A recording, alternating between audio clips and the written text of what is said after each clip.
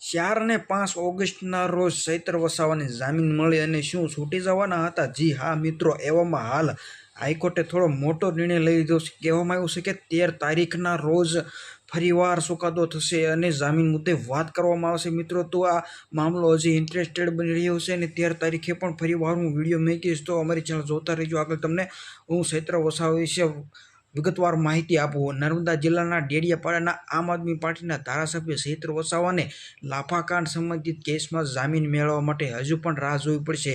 નીચલી કોર્ટ બાદ હવે સેશન કોર્ટ્સ પણ ના પાડી છે અને ત્યારબાદ હવે હાઈકોર્ટ દરવાજો ખખડાવ્યો છે. ત્યારે 5 ઓગસ્ટના રોજ ના પાડી દીધી છે અને હવે 13 ઓગસ્ટના રોજ સુનાવણી કરવામાં આવશે એવી હાલ કહેવામાં આવ્યું છે. મિત્રો, તારીખ પર તારીખ આપે છે. મિત્રો, એમાં તમારું શું કહેવું છે કમેન્ટમાં જરૂર કહેજો. અને તમને તો પહેલાં આ વિડીયો બતાવું તે જોઈ લેજો અને વિડીયો શેર, લાઇક અને આ વિડીયોમાં એટલું જ છે ને વિડીયો જોઈ લો.